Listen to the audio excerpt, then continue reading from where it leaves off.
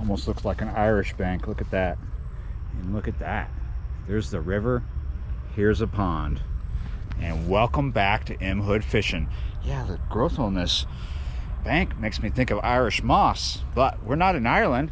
We're in Louisiana, and we're alongside the Mississippi River, and this is a pond. I think this is kind of like a man-made oxbow. I've been here before, and I've caught some fish out of it, channel cat, a perch here and there, you know, some, like a bluegill. But I think there's other things here. There's a lot of things I haven't tried here. We're not going to just fish this pond, but we are going to fish this pond to begin with. I haven't tried a Sumo spoon, and I haven't tried throwing a snagging hook, because I think there's possibly white bass trapped in here, possibly skipjack trapped in it, possibly Asian carp trapped in it. This goes underwater when the river gets really, really high, and that's when fish get in here and get stuck, but the river is really, really low, so nothing's been able to get in or out. Let's see what's in it. Here we go. That's a Sumo spoon right there. It's a double hooked one. Very light little thing. Now, we've got this on a Carolina rig with 3/8 ounce bullet weight. I'm only using 10-pound tests. This is on my Okuma medium light rod. Let's see what it'll do out here. Look at that. There's something in here.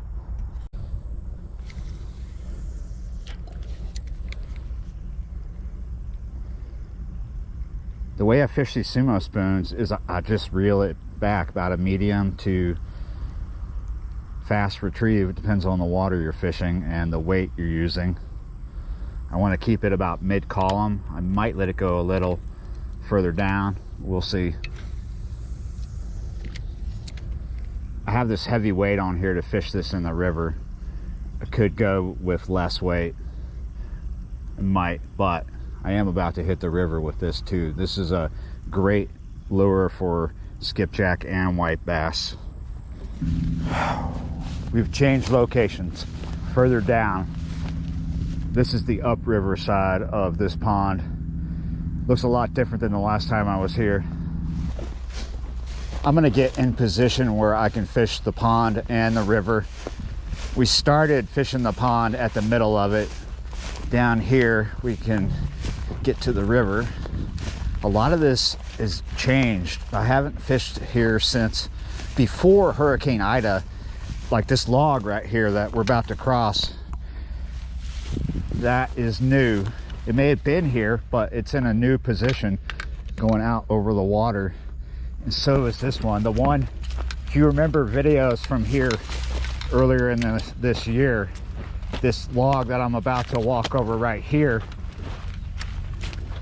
has totally moved.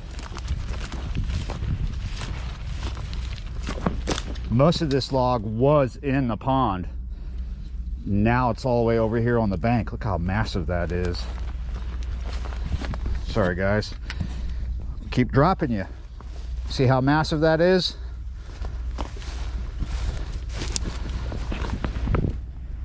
Alligators used to love to sleep on this thing.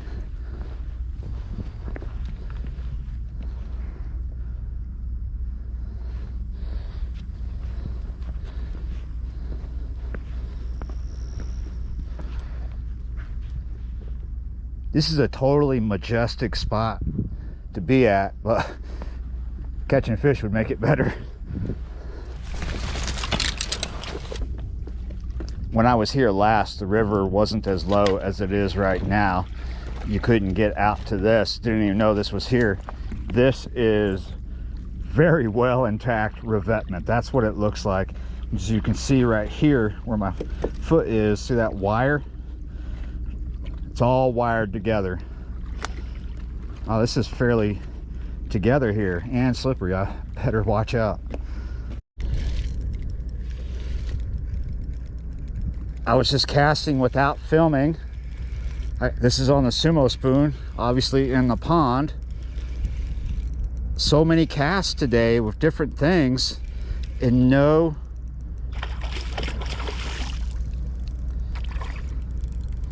what do we got here? Oh my God. The Sumo spoon was created to catch bait for catfish, but we've skipped the middleman here.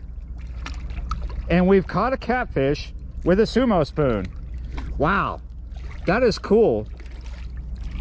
I have caught catfish on artificials plenty of times in the past. I've always wanted to go to Japan to target a certain cat called an Amur catfish, or the Japan catfish, that is famous for hitting topwater baits. Looks like we just picked up a channel cat on a Sumo spoon. That is a nice one. This just turned into a catch and cook. I don't have the net near me. We are going to get down here safely and thumb it. Oh my goodness. I hope we can. Let's go over to these big rocks. We're only fishing 10-pound test. Probably could flip this into the deck without losing it, but I just don't want to chance it. Oh man.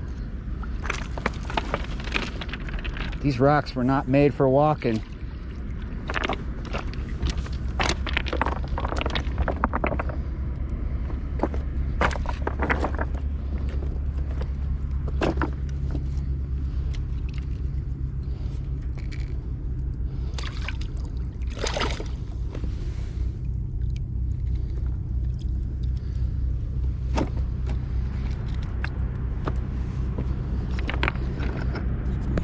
There we go. Nice little fish. Felt like a sandwich anyway. Wow. Not too heavy, not too skinny. Perfect size for a little sandwich or something. Yeah, you're right, that's gonna be good. Really cool looking. Glad I'm not on it. So sometimes the coolest looking spots just aren't the best for fishing. I mean, this is probably interesting right as the river comes out of it. It's cool looking. I like coming here. Let's go eat. I think one egg is going to be enough. I'll add a little milk to it. Just a little bit. One more egg won't hurt. There we go. Just going to dump that right over it. I changed my mind.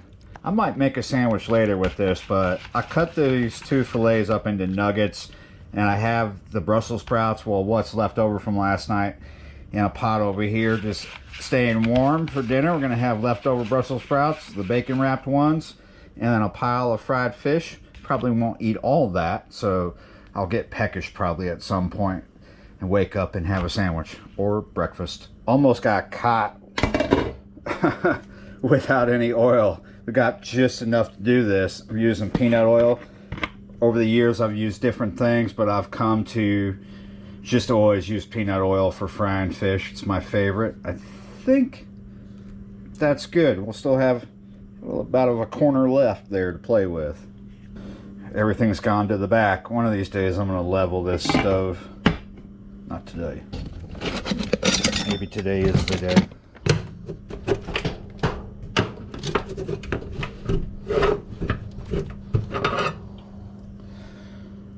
Huh. Well, that almost did it. We need something a little bigger.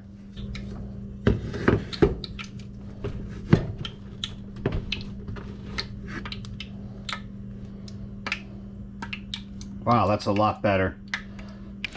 Just let that soak in there while we're waiting for our oil to heat up. What do we got going on here? Zatarain's fish fry is what we're using. Normally I would just cut a piece of wood. I need something about an inch, but a screwdriver and some other bull stuff that I don't use very often is okay for the moment. In a pinch, there's just no wood to cut. All going in there. All. Don't stop. There we go. We can stop. There's nothing left. Now, oh, get the hand dirty. Going for broke here. All of it. Not 100% level, but that is far better than what it was. Let's get these in here, lickety split. Got really hot oil tonight. One thing I'm gonna add while they're frying up is this black pepper. I'm gonna crack it in there. That Louisiana fish fry does have seasoning in it. It'll come out with a bit of lemon flavor and some other things, but not a lot of black pepper flavor at all. So we're gonna add it. That's kind of what I like. If I had a lot more oil in here, I really wouldn't need to do this, but since I never really put that much oil in the pan when I'm frying fish, it's good to kind of haphazardly try to flip them and move them around a little bit so they evenly cook.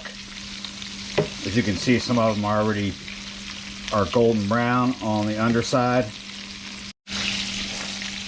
Wow, coming along nicely. We are calling this done. Let's get it in the... Yeah, you're right, that's looking good, but let that sit right there for a second. Yeah, you're right. Needed that one. Ah.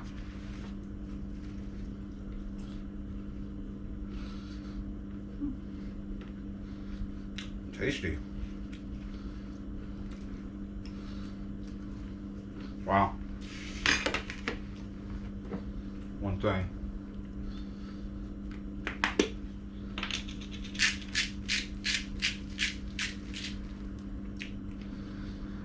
Sea salt.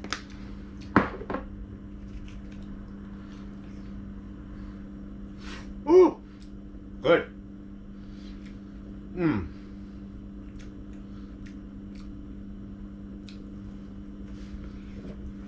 Mmm. Mmm. Good stuff. Oh, yeah, you're right. I'm gonna go in the other room and annihilate that fish with the Brussels sprouts. And oh, yeah, you're right, guys. Thanks for watching and subscribing. Oh, I'll see you next time.